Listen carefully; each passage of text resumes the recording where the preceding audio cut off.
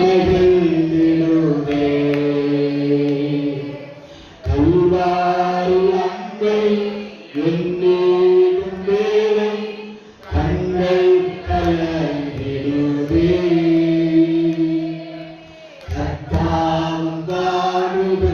இப்போ நினைத்தால் நெஞ்சம் நெகிழ்ந்திடுவே. கிறிஸ்தவனே கொண்டாடி கதறியாண்டோ செய்.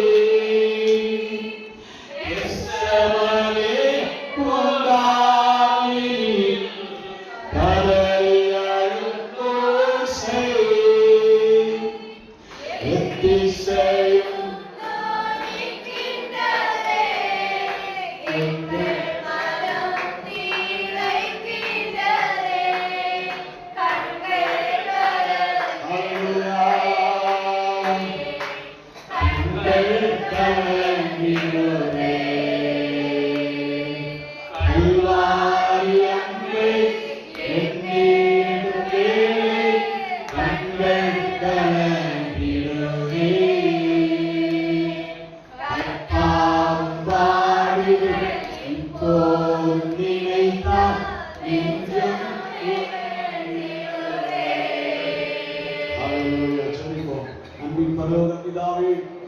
வார்த்தைகளுக்காக நாங்கள் ஜெபிக்கிறோம். வார்த்தைகள் மத்தியிலே நம்மை துணிக்கப்படுவதாக இயேசு அனைத்து வார்த்தைகளுக்காக நாங்கள் இயேசு ஒவ்வொரு பிள்ளைகளையும் ஆண்டவர் சிலுவையின் மறைகளை மறைத்து தேவனாகிய கர்த்தர்களோடு பேசியிருக்கிறபடியாக ஸ்தோத்திரம். ஆண்டவரே அடிமை ஒரு சில நிமிடங்கள் கர்த்தருடைய வார்த்தைகளை ஆண்டவரே பேசப்படும் பொழுது கர்த்தர்களோடு பேசுகிறார். நாம் வெளிப்படட்டும். இந்த மகிழ்ச்சிகள் மத்தியிலே ஆளுகை செய்யப்பட்டு ஜெபி தாழ்த்துகிறோம். இயேசு கிறிஸ்துவின் நாமத்தில் கேட்கிறோம் ஜீவனுள்ள நல்ல தகப்பனே. ஆமென். அல்லேலூயா. அல்லேலூயா. வசனத்தை கர்த்தருடைய சமூகத்திலே வாசிக்கிறோம். மத்தேயு எழுதின சுவிசேஷம் 26ஆம் அதிகாரம் 36ஆம் வசனத்தை வாசிக்கிறோம். மத்தேயு எழுதின சுவிசேஷம் 26ஆம் அதிகாரம் 36. அப்பொழுது இயேசு அவரோடு கெத்செமனே எண்ணப்பட்ட இடத்திற்கு வந்து கெத்செமனே என்று சொல்லப்பட்ட இடத்திற்கு வந்து சீசர்களை நோக்கி நான் இங்கே போய் ஜெபம் பண்ண வருவோம். நாம் அனைவரும் இங்கே ஜெபம் பண்ண வருவோம். நீங்கள் இங்கே உட்கார்ந்திருங்கள் என்று சொல்லி பேதுருவையும் செபதேயுவின் குமாரரையும் கூட்டிக் கொண்டு வியாகுலப்படவும் தொடங்கினார். அப்பொழுது அவர் என் ஆத்துமா மரணத்திற்கு ஏதுவான துக்கம் கொண்டிருக்கிறது. நீங்கள் இங்கே தங்கி என்னோட கூட விழித்திருங்கள் என்று சொல்லி சற்று அப்புறம் போய் முகம் குப்புற விழுந்து என் பிதாவே இந்த பாத்திரம் என்னை விட்டு நீங்க கூடுமானால் நீங்கும்படி செய்யும். ஆகிலும் என் சித்தத்தின்படி அல்ல உம்முடைய சித்தத்தின்படி ஆகும் கடவுள் என்று ஜெபம் பண்ணினார். அல்லேலூயா. அல்லேலூயா சொல்லலாமா? அந்த கர்த்தராகிய இயேசு கிறிஸ்து தன்னுடைய வாழ்க்கையிலே நடக்க போகிற சம்பவங்களை அறிந்து அவன் எல்லா காரியத்தையும் முடித்து விட்டு சீசர்களை அழைத்துக் கொண்டு எங்கே போகிறார்? கெத்செமனே தோட்டத்திற்கு போகிறார். அல்லேலூயா. நமக்கு நன்றாக தெரியும் சிலுவையிலே தான் நமக்கு ரட்சிப்பு இருக்கிறார். சிலுவை பாடுகள் மூலமாகத்தான் நாம் தேவனை கண்டுகொண்டோம் என்று தெரிகிறார். இல்லையா சொல்லலாமா? இப்போது இயேசுவின் பட்சத்தில் இருந்து கொண்டு சில வார்த்தைகளை நான் தியானிக்க விரும்புகிறேன். ஆமென் சொல்லலாமே. இயேசு பெரிய வியாழக்கிழமை என்று பஸ்கா ஆசரிக்கும்படியாக சீசரிடத்திலே சொன்னார். அவர்கள் மேல் வீட்டறையில் என்ன செய்கிறார்கள்? பஸ்கா ஆசரிக்கும்படியாக உட்கார்ந்தார்கள். பஸ்கா ஆசரிக்கும் பொழுது இயேசு தனக்கு நேரிட போகிற பாடுகளை நினைவு கூர்ந்து வியாகுலப்பட்டவராக சொல்கிறார். ஆமென். இது என்னுடைய சரீரம், இதை வாங்கி விஷயங்கள் என்றார். அல்லேலூயா. இது என்னுடைய ரத்தம், இதை வாங்கி பானம் பண்ணுங்கள் என்றார். சம்பந்தமே இல்லாம ஆண்டவர் அந்த வார்த்தையை பயன்படுத்தும் பொழுது சீசர்களுக்குள்ளே சலசலப்பு உண்டாகும். ஆமென் சொல்லலாமா? சீசர்கள் அப்படியே யோசிக்கிறார்கள், என்ன இதுவரைக்கும் அப்படி சொன்னதில்லையே, ஆட்டுக்குட்டியாவுடைய ரத்தம் என்றுதான் சொல்லப்பட்டிருக்கிறது, இப்பொழுதாக என்னுடைய ரத்தம் என்னுடைய சரீரம் என்று சொல்லுகிறாரு அப்படின்னு அவர் பேச ஆரம்பித்தார். சொல்லலாமா? பிசாசானவன் 2 விதத்திலே ஆண்டவரை சோதித்ததாக வேதத்தில் எழுதப்பட்டிருக்கிறது. ஒரு முறை 40 நாள் உபவாசம் பண்ணி முடிந்து வெளியே வரும் பொழுது அவன் பயங்கரமாக பிசாசானவன் வனாந்தரத்திலே சோதித்தான் என்று பார்க்கிறோம். அல்லேலூயா, அல்லேலூயா. அடுத்ததாக சோதிக்கப்படுகிற இடத்தை அவன் பிசாசானவன் வெயிட் பண்ணி கொண்டிருந்த இடம் தான் கெத்செமனே தோட்டம். அல்லேலூயா.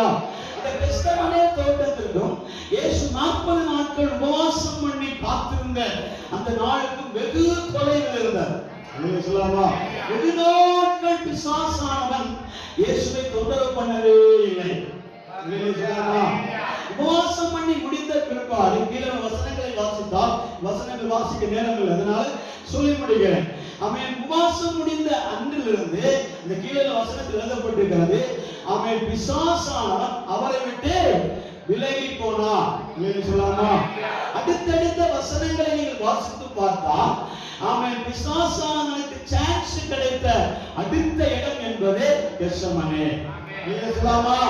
இயேசுவே வலுக்கட்டாயமாக கெத்செமனே போறதற்காக ஆயத்தமாகிறார், வலுக்கட்டாயமாக போகிறார்.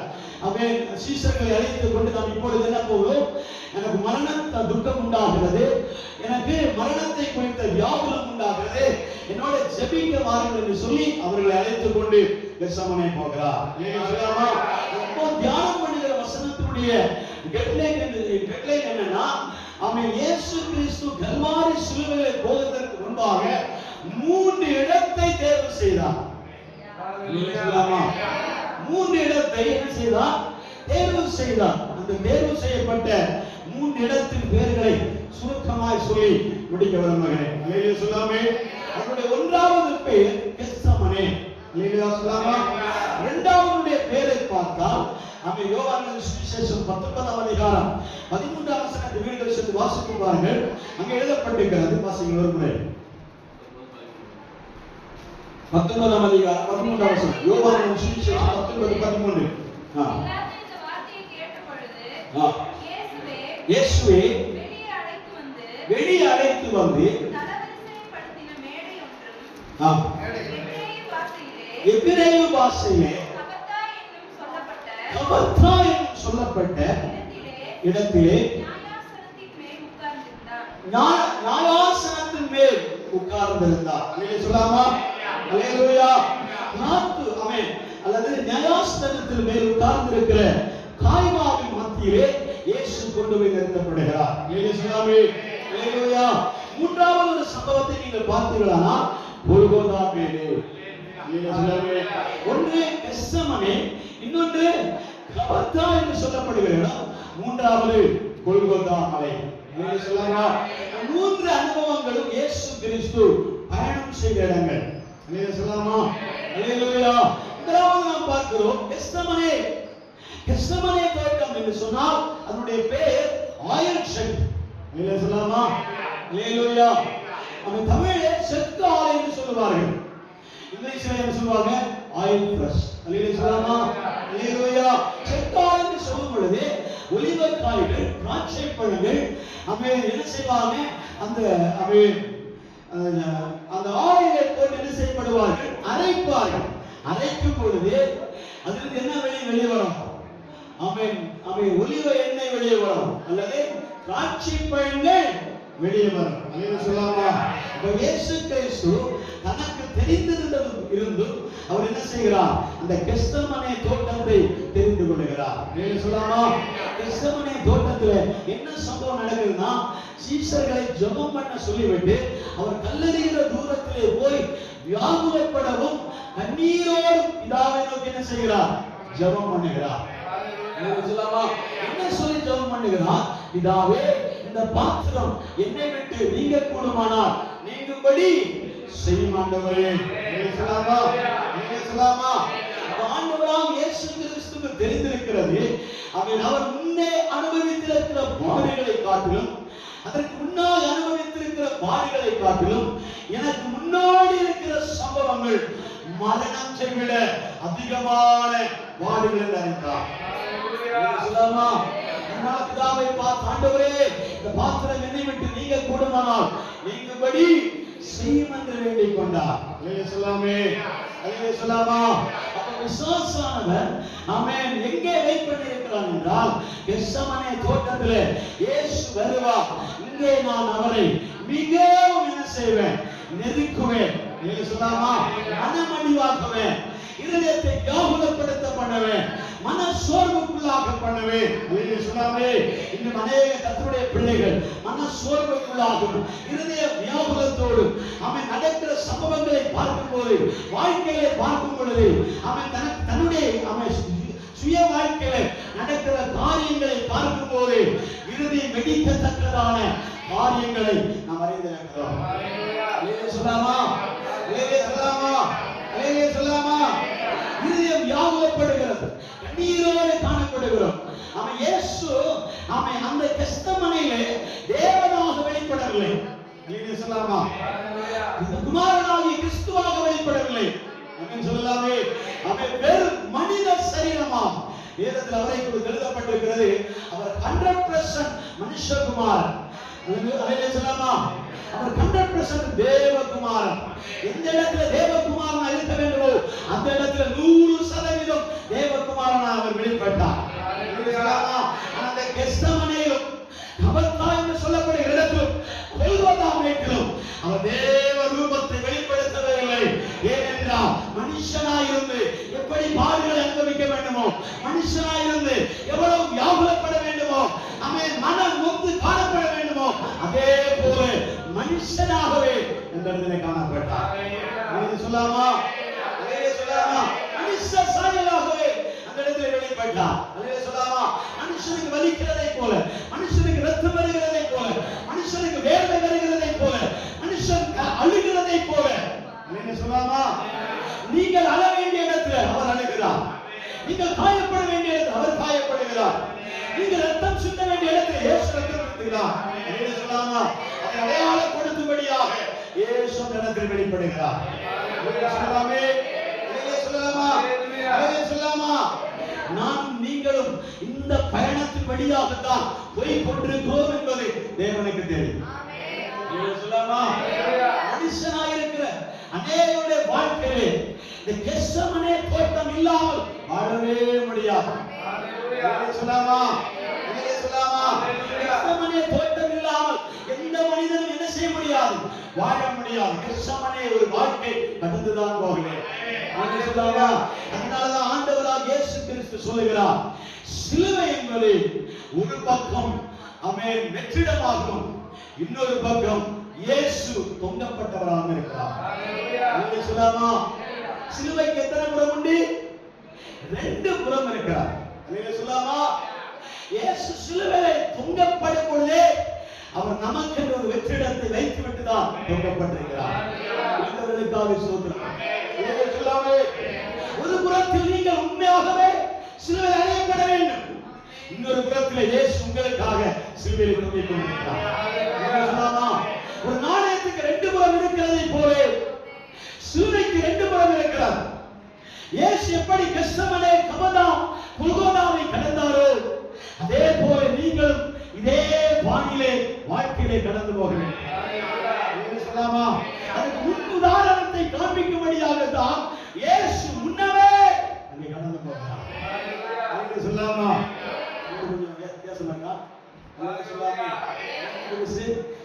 உங்களுக்கு சத்தம் இல்லை. சொல்லாமே? சத்தம் கேட்கவே இல்லை. சத்தம் கேட்கணும்.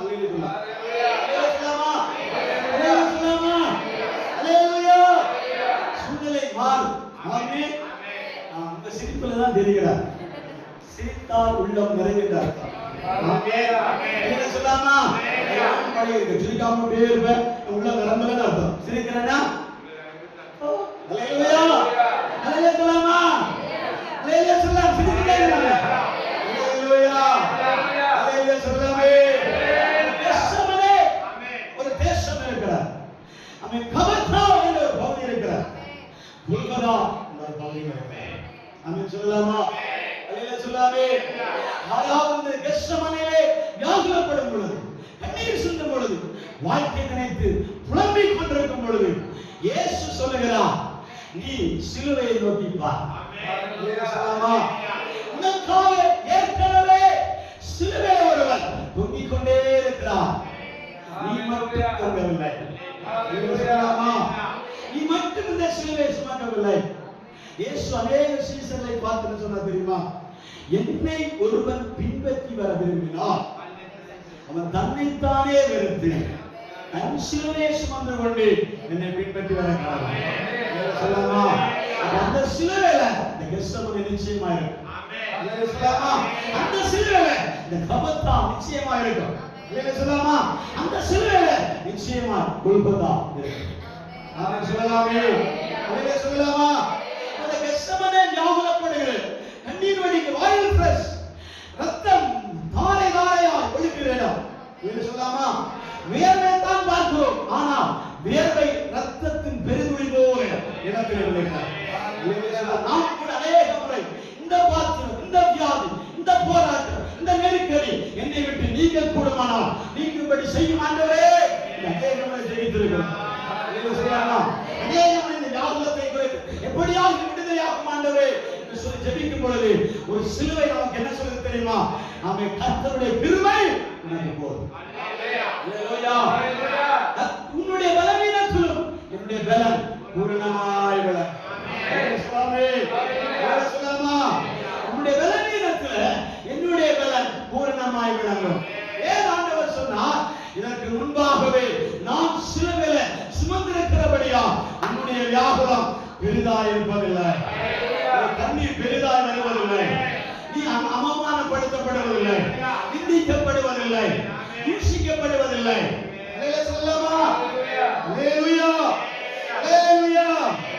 கெத்செமனே தோட்டம் என்பது நம்ம எபிரேயர்கள் நிருபம் 4ஆம் அதிகாரம் 15ஆம் வசனம் பார்க்கலாம்.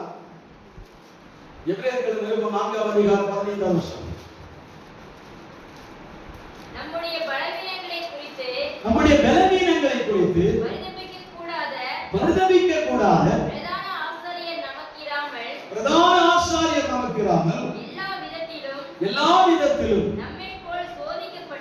நம்மை போல சோதிக்கப்பட்டும் பாவமில்லாதவருமாய் இருக்கிற பிரதான ஆசாரியரே நமக்கு இருக்கிறார். நம்மை போல சோதிக்கப்பட்டும் வாசிங்கள்.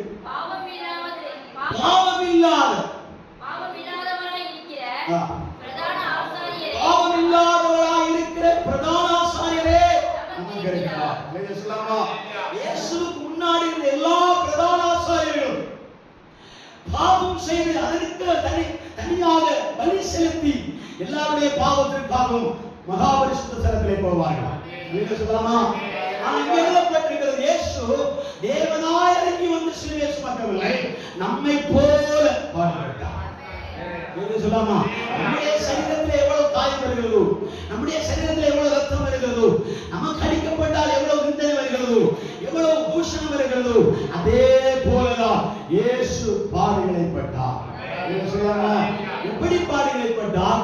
பாவம் இல்லாதவரால். சொல்லலாமா? எப்படி பாடுபட்டார்? பாவம் இல்லாதவரால். அவரை குற்றம் கண்டுபிடிக்கவே முடியவில்லை. சொல்லலாமா? அவரிடத்தில் எந்த குறையும் இல்லை. அவ்வளவு சுத்த கண்ணனாய் அவர் பாடுகளை படும்படி இறங்கி வந்தார். சொல்லலாமா?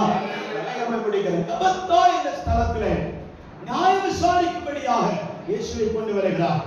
இந்த கெத்செமனே தோட்டத்துல இயேசு ஜெபத்தை முடித்த பிற்பாடு, அதை சொல்லி முடிக்கிறேன், ஜெபத்தை முடித்த பிற்பாடு இறங்கி வரும் பொழுது அங்கே காயா 3 பேர் என்ன செய்யறாங்க? தூங்கிக் கொண்டிருக்கிறார். சொல்லலாமா? என்ன சொன்னா தெரியுமா? நீங்கள் 1 மணி நேரமாவது எனக்காக விழித்திருக்க கூடாதா? 1 மணி நேரமாவது விழித்திருக்க கூடாதுன்னு சொல்லிட்டு அடுத்த வார்த்தையை பயன்படுத்துகிறார். இப்போது மனுஷகுமார் அவன் யாருடைய பாவிகளுடைய கையிலே ஒப்புக் கொடுக்கப்பட போகிறார். சொல்லலாமா? உணராம இருந்தான். இவன் சொல்லுகிற, எனக்காக ஜெபிங்க, நான் கண்ணறிகிற தூரத்துல போய் நின்று உங்களுக்காக என்ன செய்கிறேன்? ஜெபிக்கிறேன் அப்படின்னு சொல்லிட்டு போற. திரும்பி வந்து பார்த்தா அசட்டை. சொல்லாமே அது குறித்து எந்த கேர் சொல்லாம, அது குறித்து எந்த கேர் எடுக்காம அப்படியே பார்த்துட்டு இருக்கிறான், தூங்கிட்டு இருக்கிறான். அல்லேலூயா சொல்லாமே. இயேசுவோடு கூட நடந்தவர்கள் என்ன செய்கிறார்கள்? அங்கே தூங்கிக் கொண்டிருக்கிறதை பார்த்து அவர் சொல்லுகிறார், போதும் எழும்பலாம், கிளம்புவோம், நான் கெத்செமனேயிலே போராடி ஜெயித்தேன். அல்லேலூயா. அல்லேலூயா. எப்படி ஜெயித்தா?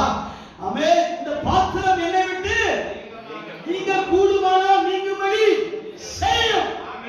ஆகிலும் அல்லேலூயா. அந்த வார்த்தை தான் பாட்டேன். அந்த வார்த்தை தான் பயங்கரமான வார்த்தை. நம்ம புலம்புவதை புலம்பிட்டே இருக்கலாம். ஆனா ஒரு வார்த்தை ஆகிலும், அந்த வார்த்தை நம்முடைய இருதயத்தில் வர வேண்டும். என்ன சொல்லாமா? வார்த்தையை குறித்து நீ புலம்புவது தப்பு கிடையாது, அழுவது தப்பு கிடையாது, அவன் நிந்திக்க வருவது தப்பு கிடையாது. கடைசியில் ஒரு வார்த்தை வர வேண்டும். என்ன தெரியுமா? ஆகிலும் பிசாசு கடன் கொடுக்க கூடாது. என்ன சொல்லாமா?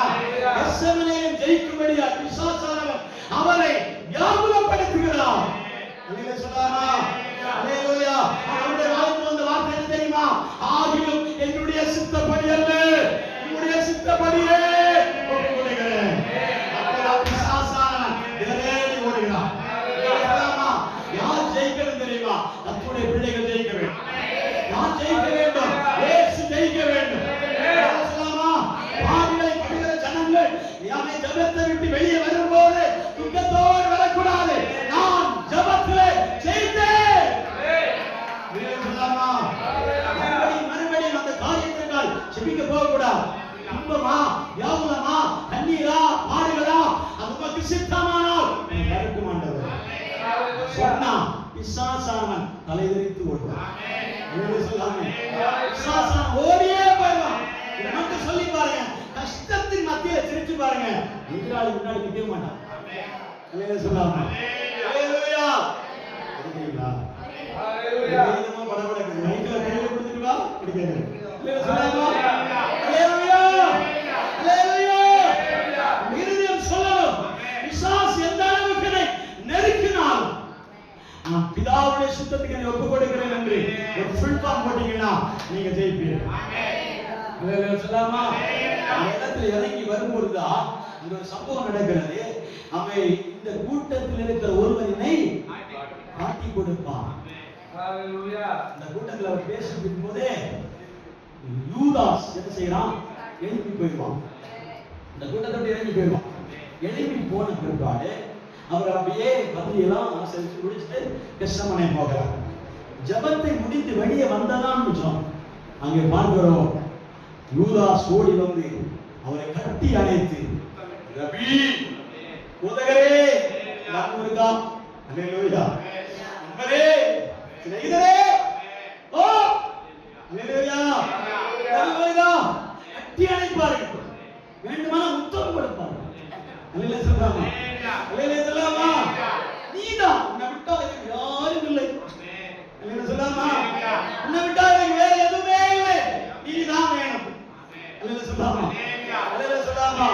அப்படி சொன்னவர்கள் கூட ஏமாற்றப்படும் பொழுது அந்த இடத்தில் ஏமாற்றத்தில் நிற்பாயாரா? சிலுவையின் மறுபக்கத்தில் இயேசு நிற்பதை கவனித்துப்பார். அல்லேலூயா சொல்லாமா? அல்லேலூயா. சுத்தப்படுகிறான். உடனே யூதாஸ் போய்விட்டான். யூதாஸுக்கு என்ன தெரியுமா? நான் முத்தம் செய்வேன், அவரை காட்டி கொடுப்பேன், ஆனா இயேசு என்ன செய்வார்? மறைந்து போவார். ஜீப்பும்பா. அல்லேலூயா. அல்லேலூயா சொல்லாமா? இயேசு மறைந்து போவார். அல்லேலூயா சொல்லாமே? அல்லேலூயா சொல்லாமா? இயேசு உடனே கண்டு அவர் அப்படி போன அனுபவம் இருக்கிறது. பழைய அவர் உண்மையிலே தள்ளி போற அவன் பரிசேயரும் சதுசேயரும் வேதபாரகர்களும் மூப்பர்களும் யாவரும் அவர் எங்கே மேற்கில் இருக்கிறாரோ அதை பார்த்து சந்தர்ப்பம் தேடி தள்ளி போட நின்றார்கள். இயேசுவை ஆவியை உணர்ந்து மறைந்து போனார். அல்லேலூயா சொல்லாமா? அல்லேலூயா சொல்லாமா? ஆவியை உணர்ந்து என்ன செய்தார்? மறைந்து போனார் என்று எழுதப்பட்டிருக்கிறது. இதே போல இயேசு மறைந்து போவார். அல்லேலூயா சொல்லாமா? அல்லேலூயா. ஆண்டவர் சொன்ன வார்த்தைக்கு நிறைய வித்தியாசங்கள் இருக்கு. இயேசு ஒரு முறை என்ன சொன்னார் தெரியுமா? நான் நினைத்தால் ஒரு தூதனை அனுப்பி தேசத்தையே பஸ்மமாக்க முடியும். நீ சும்மா இருந்து சொன்னார். அல்லேலூயா சொல்லாமா? அல்லேலூயா. அதனால அநேகர் அமைதியா இருக்கிறோம், அநேகர் கலகத்தை உண்டாக்காமல் இருக்கிறோம். அல்லேலூயா சொல்லாமா? அல்லேலூயா சொல்லாமா? கலகம் ஏன் வெடிக்காம இருக்கு தெரியுமா? தேவனுடைய சித்தம் நிறைவேற வேண்டும். கர்த்தருடைய சித்தம் நிறைவேற வேண்டும். அல்லேலூயா சொல்லாமா? அல்லேலூயா சொல்லாமா? அல்லேலூயா. முத்தம் செய்து போன பிற்பாடு இயேசுவை அப்படியே காலங்கள் பிடித்தான். ஒரு கையை பிடிக்கிறான், ஒரு காலங்கள் பிடிக்கிறான், ஒரு காலம் பிடிக்கிறான், ஒரு வஸ்திரத்தை எடுக்கிறான், இழுத்துட்டு போயிட்டே இருக்கிறான். அல்லேலூயா. போயிட்டே இருக்கிறான். போய் எங்க போனாங்கன்னா கபஸ்தா ஸ்தலத்திலே போகிறார். கபஸ்தா ஸ்தலம் என்றால் நியாயம் விசாரிக்கப்படுகிற இடம். அல்லேலூயா. நியாயம் விசாரிக்கப்படுகிற இடத்துல 19 வாசிகள். யோவானின் சுவிசேஷம் 19ஆம் அதிகாரம் 13ஆம் வசனத்தை வாசிகள்.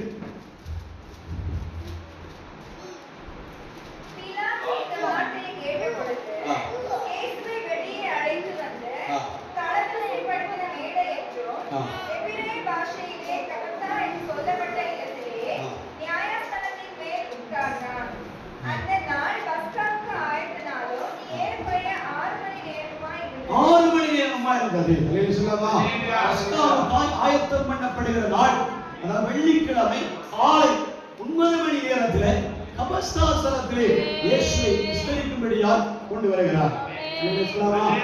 விஸ்தரிக்கப்படுகிற இடத்திலே தான் யூதாஸ் பார்க்கும்போது அவனுக்குள்ளே மனஸ்தாபம் உருவாகிறார்.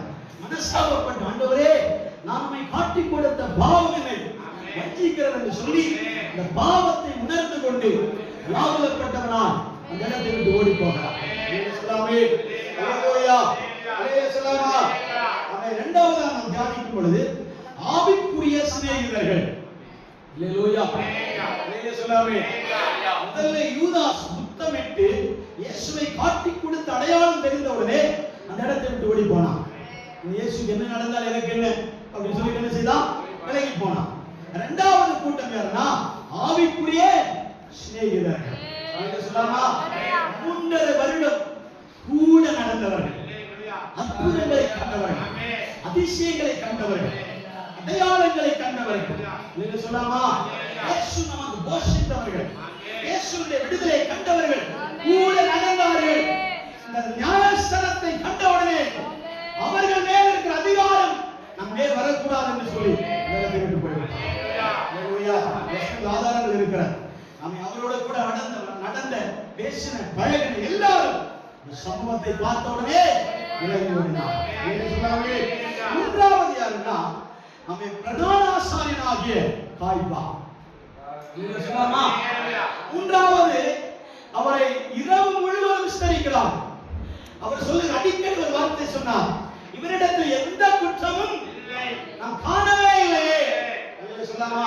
ஒரு குற்றத்தை பார்க்கவில்லையே சொல்லும் பொழுது அவன் அங்கே பார்க்கும்போது அவன் கூடியிருந்த ஜனங்கள் அவரை சிலுவையில் அறையும் என்று கத்துகிறார்கள். இந்த சம்பவத்தை பார்த்த உடனே ஒரு இரவு முழுவதும் இயேசுவை தனியாக கொண்டு போய் என்ன செய்கிறார்கள்? விசாரிக்கிறார்கள். விசாரணை நடக்கிறது. ஒரு குற்றம் அறியாதவர் என்று தெரிந்து அவரை ஒரு இரவு முழுவதும் ஒரு தனி அறையில வைத்து என்ன செய்கிறார்கள்? விசாரிக்கிறார்கள். 26ஆம் அதிகாரம் 59 61 வரைக்கும்.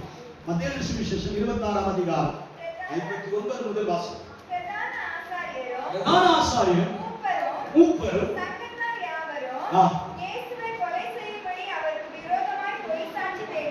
பொய் சாட்சி தேடினார்கள். ஒருவரும் அகப்படவில்லை. அநேகர் வந்து பொய் சாட்சி சொல்லியும் அவருடைய சாட்சிகள் ஓய்வே இல்லை. இரவு முழுவதும் எடுத்தாங்க. மாலை 6 மணி முதல் அடுத்த நாள் வெள்ளிக்கிழமை 9 மணி வரைக்கும் நான் விசாரித்துக் கொண்டே இருக்கிறார். யார் விசாரிக்கிறானா? காய்பா, பிரதான ஆசாரியன். பிரதான ஆசாரியன் கண்டாயம் தல்முத் படித்திருக்க வேண்டும். சொல்லலாமா? பஞ்சாங்கம் படித்திருக்க வேண்டும். சொல்லலாமே? பிரதான ஆசாரியன், மோஸ்ட் ஹோலி ஃப்ரெண்ட். சொல்லலாமா? அவர் எப்படிப்பட்டவராக இருக்க வேண்டும்? வேத பிரமாணங்கள் நன்றாய் கற்றுத் தேர்ந்தவராக இருக்க வேண்டும். நிச்சயமாய் ஏசியா தீர்க்கதரிசி புத்தகம் படித்திருக்கிறார். ஆமென். சொல்லாமா இப்படி ஒரு கன்னி மரியாவும் அவன் கண்ணியில் ஒரு பிறப்பா அவன் இயேசு என்று பெயரிடுவாயாக. அவர் உலகத்தின் முகத்தடிகளை சுமந்து அநேக பாவங்களை சுமப்பார் என்று தெரிவிக்கிறார். சொல்லாமா இயேசுவை குறித்த அவருடைய செயல்பாடுகள், நடத்தைகள், பார்வைகள், பேச்சுகள் எல்லாமே அறிந்த நாயகம் பிரதான ஆசாரியர் என்ன செய்கிறார் தெரியுமா? இவரை குற்றம் கண்டுபிடிக்க தெரிவிக்கிறார். சொல்லாமா நிரபராதி என்றால் விட்டிருக்க வேண்டுமே சொல்லாமா. ஆனா அந்த அவன் நியாய கூற்றுக்கும் முன்னாடி காய்பாவாகட்டும், பிரதான ஆசாரியராகட்டும், மூப்பர்களாகட்டும் அவர்களுக்கு எந்த குற்றமும் கண்டுபிடிக்க முடியவில்லை. ஆனால் யாருக்காக இந்த காரியத்தை செய்கிறார்கள்? சமுதாயத்தில் சொல்லாமா வெளியே கூட்டல் நடுகிற ஜனங்களுக்கா, சொல்லாமே வெளியே பேசிக் கொண்டிருக்கிற ஜனங்களுக்கா அநேக முறை கிறிஸ்துவை கூட நாம் அந்த ஜனங்களுக்காக மறைந்து வாழ்கிறோம். சொல்லாமா வெளிப்படையாய் வாழ முடியவில்லை, வெளிப்படையாய் ஆண்டவரை சேவிக்க முடியவில்லை. சொல்லாமே யார் யாருக்காகவோ கிறிஸ்துவை பல வேளைகளில் மறந்து வாழ வேண்டும். யார் யாருக்கெல்லாமோ அபிஷேகத்தை மறைத்து வாழ்ந்து கொண்டிருக்கிறோம், யார் யாருக்காகவோ ஆவிக்குரிய அனுபவத்தை புதைத்து வாழ்ந்து கொண்டிருக்கிறோம். உன்மேல் குற்றம் இல்லாதிருந்த போது, உன்மேல் அநீதி இல்லாதிருந்த போது, உனக்குள்ளே எந்த ஆறுதல் இல்லாதிருந்த போது நீ ஆவியானவரை துக்கப்படுத்துகிற காரியங்களை செய்து கொண்டிருக்கிறார். சொல்லாமா ஆவியானவர் துக்கப்பட்டுக் கொண்டிருக்கிறார். சொல்லாமா நான் உன்னை பாவியிலிருந்து விடுவிக்கப்பட்டிருக்கிறேன், நான் உன்னை அக்கிரமத்திலிருந்து எடுத்திருக்கிறேன், நான் உன்னை அநியாயத்தில் எடுத்திருக்கிறேன் என்று சொல்லி மனிதன் ஒரு பூர்ண மனிதன் இல்லை. கள்ள சாட்சிகளை தேடினார்கள். ஒருவர் அகப்படாதிருந்த பொழுது வெளியிலிருந்து வர ஒரு வார்த்தை வருது பாருங்க. என்ன வார்த்தை? சிலுவை அறையும். அல்லேலூயா. அதோடு கூட ஒரு வார்த்தை வருகிறது. யாரோ ஒருத்தர் பேசுறாங்க, இவன் இந்த ஆலயத்தை இடித்து போடுங்கள் என்று சொன்னான். நானோ எழுப்பி கட்டுகிறேன்.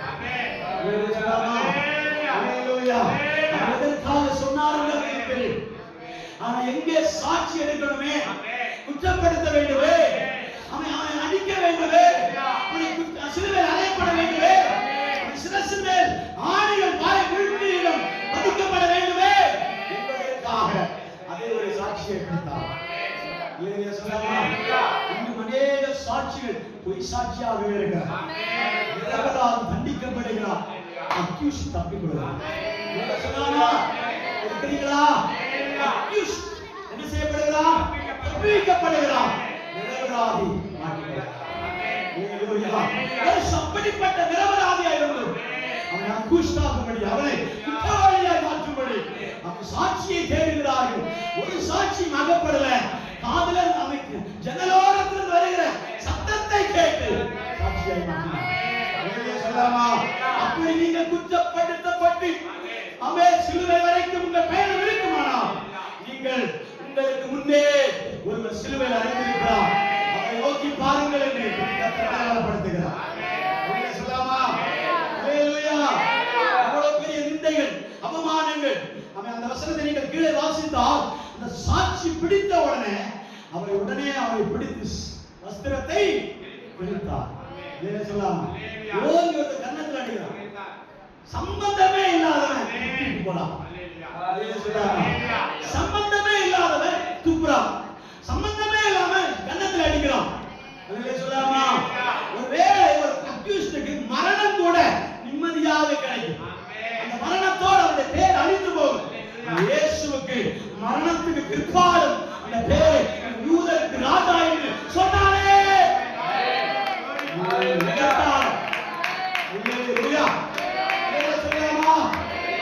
காலத்தை முற்றுப்புள்ளி வைத்து இடந்தான் சிலுவை.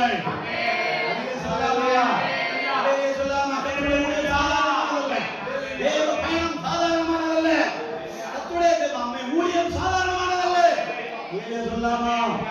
கிறிஸ்துவை பார்க்கிறவர்கள் இந்த பயணத்தில் போவார். சொல்லலாமா? பயணம் அப்படி ஒரு சுலபமான பயணம் என்று நாம் நினைக்கிறோம். அல்லேலூயா சொல்லாமே. அல்லேலூயா சொல்லாமா? அநேக சம்பவங்கள் இருக்கிறது. கடைசியாக ஒரு காரியத்தை மட்டும் நான் சொல்லி முடிக்கிறேன். பிலாத்து யோவானின் சுவிசேஷம் 19 அதிகாரம் 4வது வசனம்.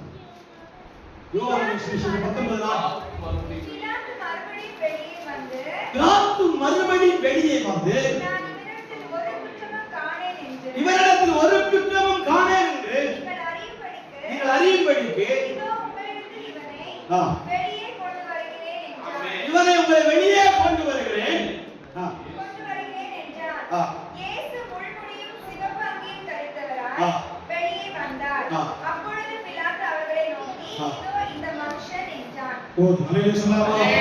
பஸ்கா நாளில் அல்லது பஸ்காவுக்கு ஒரு நாளைக்கு முன்னாடி ஒரு கைதி விடுவிக்கப்படுவது வழக்கம். அல்லேலூயா. ஆனா இயேசு அங்கே நிரபராதியாக அல்ல, அக்யூஸ்டா குற்றவாளியாக இருக்கிறார். பிலாத்துவுக்கு அநேக வாய்ப்புகள் இருந்தது இயேசுவை விடுவிப்பதற்காக, இயேசுவை தப்பிக்கப்படுவதற்காக. என்ன சொல்லாமா? அவனுடைய பதவி போயிருமே, அவனுடைய அதிகாரம் போய்விடுமே, அவனுடைய ஆளுமை போய்விடுமே என்று சொல்லி ஜனத்துக்கு ஒசரமாய், சமுதாயத்துக்கு ஒசரமாய் இயேசுவை வெளியே கொண்டு வந்தார். இயேசு இருந்ததை போல வெளியே வந்திருந்தால் அநேகர் அவரை விடுவி என்று சொல்லி இருப்பார். அவரை எப்படி கொண்டு வந்தார்கள்? எப்படி கொண்டு வந்தார்கள்? குற்றவாளியாய் மட்டுமல்ல, அலங்கோலமாய் கொண்டு வந்தார்கள். தேவையான ட்ரீட்மெண்ட் எல்லாம் எங்க கொடுத்தார்கள்? கபத்தாவிலே கொடுத்தார்கள். மூச்சின் முகரெல்லாம் எப்படி இருந்தது? அலங்கோலமாய் மாறியது. பார்க்கத்தக்க ரூபம் இல்லை. சொல்லாமா? அங்க அந்த கூட்டத்தின் நடுவே பக்தியர் இருந்தார். சொல்லாமே? 38 வருடமாய் பெதஸ்தா குளத்திலே வியாதிப்பட்டு கிடந்து விடுவிக்கப்பட்ட மனிதர் இருந்தார். சொல்லாமா? அவன் விபச்சாரத்தில் கைகளமாய் கண்டுபிடிக்கப்பட்ட அந்த ஸ்திரீ நின்றார். சொல்லாமே? அல்லேலூயா, அல்லேலூயா. இருக்கிறீங்களா? ஊனியானிய ஸ்திரீ நின்றார். சொல்லாமே? எல்லாரும் அற்புதங்களை அடையாளங்களை பெற்றுக் கொண்டவர்கள் யாரும் அந்த கூட்டத்தின் நடுவில் நின்றார்கள். சொல்லாமே? 5 அப்பத்தையும் 2 மீனையும் 5000 பேருக்கு போஷிக்கப்பட்ட அற்புதங்களை பெற்றுக் கொண்டவர்கள் அந்த கூட்டத்தில் நின்றார்கள். அவர்கள் யாருக்கும் இயேசு கிறிஸ்துவாக நமக்கு தெரியவே இல்லை. நீ நியாயஸ்தானத்தில் இருக்கும் பொழுது ஜபம் எடுபடா, ஆவிக்குரிய வாழ்க்கை எடுபடா. பரிசுத்தவான் என்பதை வெளிப்படுத்த முடியாது. குற்றவாளியாகவே உன்னை பார்ப்பார்.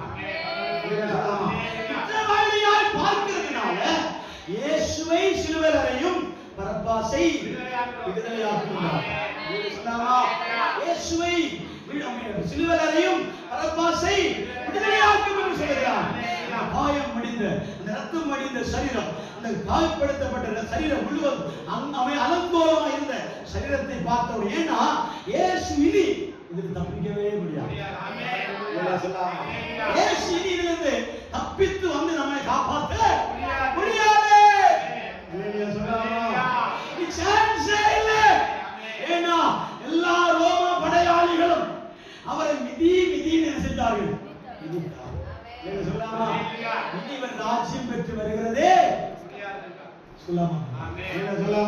முடியாத காரியம். உணர்ந்தவர்களால் அவரை சிலுவையில் அறைய ஒப்புக் கொடுத்தார். சொல்லலாமே? சொல்லாமா? பிலாத்து அவரை கேட்கிறார், இயேசுவே, இயேசுவே, உமக்கு தெரியுமா என்னுடைய அதிகாரத்தை பயன்படுத்தி உம்மை நான் விடுவிக்க முடியும். சொல்லாமா? இயேசு அவ்வளவு நேரம் அமைதியா இருந்தவர், பேசாமல் இருந்தவர், வாயை மூடி மௌனமா இருந்தவர். எல்லா இடத்திலையும் மௌனமா இருக்கக்கூடாது, எல்லா இடத்திலையும் அமைதியா இருக்கக்கூடாது. அதிகாரம் வெளிப்படுகிற நேரத்தில் இயேசு காயங்களை மறந்து, வலிகளை மறந்து, வியாகுலங்களை மறந்து அப்படியே ஒரு மறைச்சு பார்த்தார் பாருங்க. பிலாத்துவை பார்த்து, ஆமென். ஹalleluya, ஹalleluya. நீ யூதருக்கு ராஜாவா? நீர் அவன் இவர்கள் சொல்லுகிறபடி மேசியாவா? ஆம். நீ சொல்லுகிறபடியே என்ன சொல்லாமா? இப்படி சொல்லிட்டு இருக்கும்போது பிலாத்து ஒரு வார்த்தை கூட சொல்லுகிறான், உம்மை விடுவிக்க எனக்கு அதிகாரம் உண்டு, அது உமக்கு தெரியுமா என்று கேட்கும்போது மறுமொழியை இயேசு சொல்லுகிறார், எனக்கு தெரியும், ஆனாலும் பிதாவிடத்திலிருந்து உத்தரவு கொடுக்கப்பட்டாலே உனக்கு எந்த அதிகாரம் இல்லை. அதை சொல்லாமா? பிதாவிடம் கொடுக்க வேண்டும். இயேசு ஆமென், பரலோகத்திலிருந்து உனக்கு உத்தரவு கொடுக்கப்பட்டாலே அங்கே உனக்கு அதிகாரம் இல்லை. சாத்தானை பார்த்து சொல்லணும், அதிகாரத்தில் இருக்கிறவர்களை பார்த்து சொல்லணும், ஆமென், நிந்திக்கிறவர்களை பார்த்து சொல்லணும், உலகத்தை பார்த்து சொல்லணும், உலக அருமைகளை பார்த்து சொல்லணும், வியாதியை பார்த்து சொல்லணும், அதன் சுமைகளை பார்த்து சொல்லணும். ஹalleluya. இந்த சுமைகள் எல்லாம் உன்னை அமைத்தும்படியாக இருக்கிறார், அகல் உன்னை அமைத்தும்படி இருக்கிறது. ஹalleluya சொல்லாமா? இதோடு நீ முடிந்தாய் என்று சொல்லுகிறது, இதோடு நீ அமிழ்ந்து போவாய் என்று சொல்லுகிறது. ஹalleluya சொல்லாமா? நீ சொல்ல வேண்டும், இயேசு எனக்கு உத்தரவு கொடுக்கப்பட்டார்கள், பிதாவான உத்தரவு கொடுக்கப்பட்டார்கள் என்று உனக்கு அதிகாரம் இல்லை. ஹalleluya சொல்லாமா? ஹalleluya, ஹalleluya. அன்றாவதாக நாம் தியானிக்கிறோம் கோல்கோதா மலை. கோல்கோதா என்றால் ஆமென், மண்டே ஓடு என்று அர்த்தம். ஹalleluya சொல்லாமா? ஹalleluya. தலையோடிடம் என்று அர்த்தம். ஹalleluya சொல்லாமே? ஹalleluya. தலையோடு என்றால் அவன் முப்பது என்று அர்த்தம். ஹalleluya சொல்லாமா? இந்த இடத்துல நின்று கொண்டு இயேசு ஒரு வார்த்தை உபயோகப்படுத்துகிறார். வாசிங்க, மத்தேயு சுவிசேஷம் 26 அதிகாரம் 46 முதல் 50 உள்ள வசனத்துல ஒரே ஒரு வார்த்தை சொல்கிறார். என்ன வார்த்தை? ஏலி லாமா சபக்தானி. ஹalleluya சொல்லாமே? ஹalleluya. இந்த வார்த்தை வாசிங்க பாருங்க. இந்த வார்த்தை முடிங்க. 9ஆம் மணி வேளையில் இயேசு ஏலி ஏலி லாமா சபக்தானி என்று இந்த சத்தமிட்டு கூப்பிட்டார். அதற்கு என் தேவனே, என் தேவனே, ஏன் என்னை கைவிட்டீர் என்று அர்த்தமா?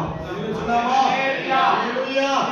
அடுத்த வார்த்தை வாசிங்கன்னா, மறுபடியும் அவர் மிகவும் சத்தமிட்டு அழுது ஜீவனை விட்டார்.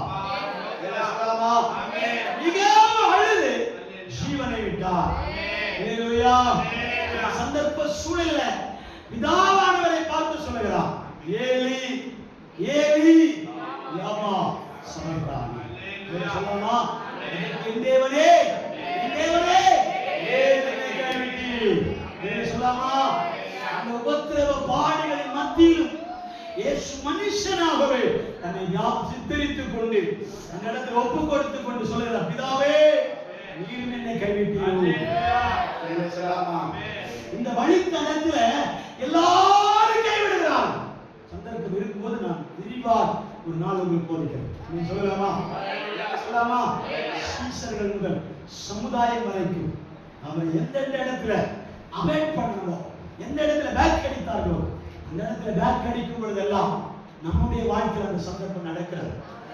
பார்த்து இயேசு நம்மோடு சொல்லுகிறார், நான் உங்களுக்கு முன்பாகவே சிலுவையின் ஒரு பக்கம் நான் இருக்கிறேன்.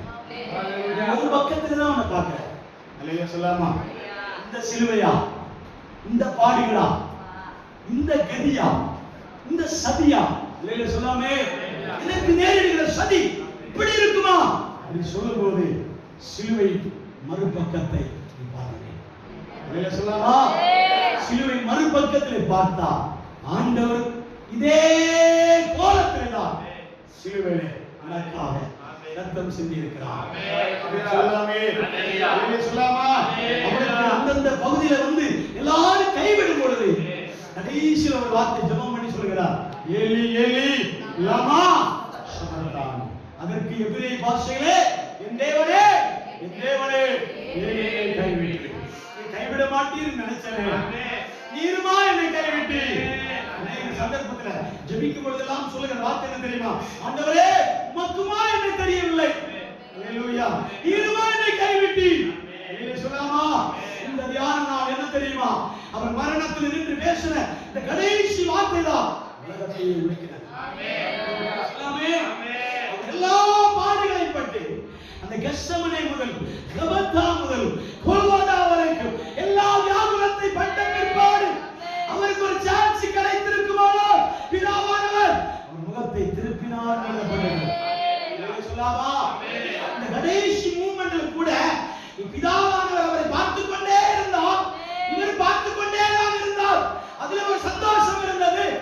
மரண துணியில் வரும் பொழுது, மரண விளிம்பில் வரும் பொழுது, மரண ஓரத்தில் வரும் பொழுது, மரணத்தின் எட்டில வந்து நிற்கும் பொழுது, லைட்டா கண்ணை திறந்து பிதாவானவரை பார்க்கும் போது அந்த இடத்துல பிதாவானவர் இல்லை.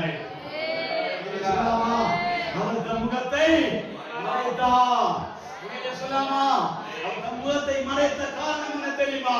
ஒரு பலியான ஆடு கொல்கொதா மலையிலே வானத்துக்கும் பூமிக்கும் மத்தியிலே சகல மனிதனுடைய பாவங்களை சுமந்த வீட்டில பலியாரா, கிருபாதார பலியா, இடவரவர் சந்தனவரா, இவன் தவறா. அந்த நேரத்தில் ஒரு சந்தர்ப்பம் நடக்கிறது என்ன தெரியுமா? ஒரு சம்பவம் நடக்கிறது தெரியுமா? இயேசு மரித்த அந்த வேளையில 1/2 மணி நேரம் பூமி இருளாய் மாறினது. தேவாலயத்தின் திரைச்சீலை மேலிருந்து கீழாக 2ஆய் கிழிக்கப்பட்டது. சொல்லாமா, 2 முறை அவன் ஆஸ்தரிப்பு கூடாரத்திலே திரைச்சீலைகள் கிழிக்கப்பட்டது. சொல்லாமே, சொல்லாமா, ஆலிபா, ஆம், நான் தான் தேவாலயத்தை இடிப்பேன் என்று சொன்னேன். அவன் இடியுங்க 3ஆம் நாள் என்று எழுப்பி கட்டுவேன் என்று சொன்னது உண்மைதான். தேவதூஷணம் சொன்னாயா என்று ஆய்வா ஆசாரியர் தன் வஸ்திரத்தை 2ஆய் கிழித்தார். அந்த கடைசி கிழிப்பு தான் என்று பிற்பாடு மகா ஆசாரியர் இல்லவே இல்லை. சொல்லலாமா, சொல்லலாமா, ஒரே மகா பிரதான ஆசாரியர் மட்டும்தான் உண்டு. அந்த மகா பிரதான ஆசாரியர் தான் இலட்சியிலே கிழித்து கிருபை நத்தத்தோடு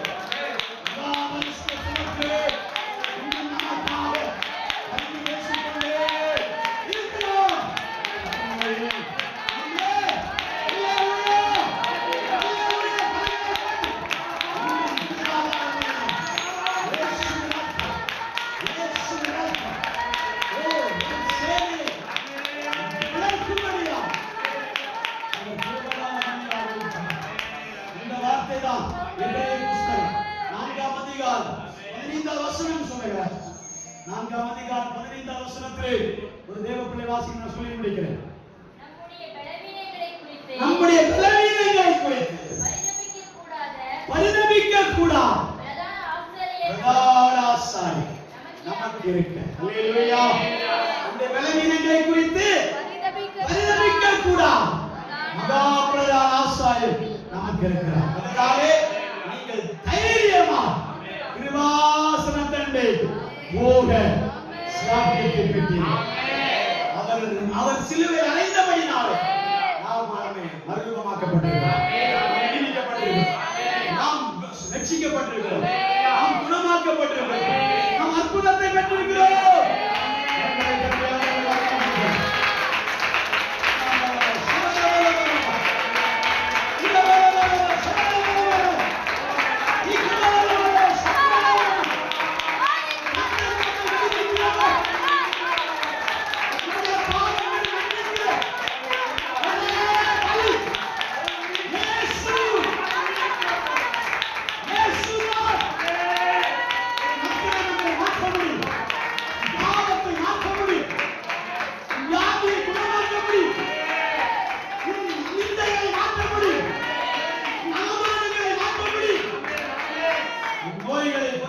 Thank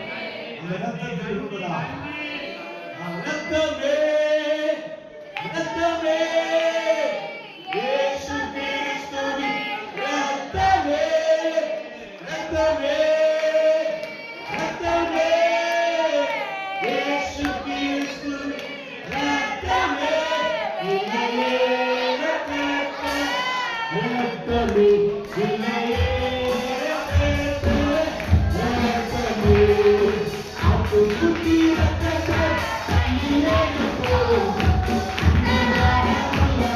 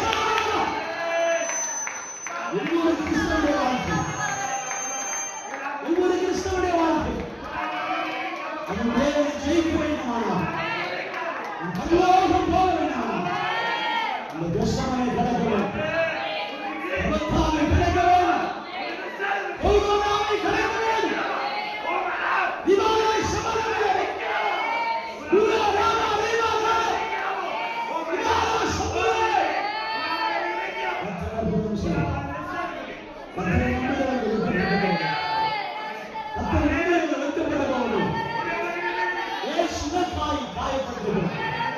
நீ காயப்படுகிற நேரங்களெல்லாம் அநேக கர்த்தருடைய பிள்ளைகள் தங்களுக்கு நேரிடுகிற காரியங்களை நினைத்து சூசைட் கூட பண்ண போவார்கள், தற்கொலைக்கு கூட போவார்கள்.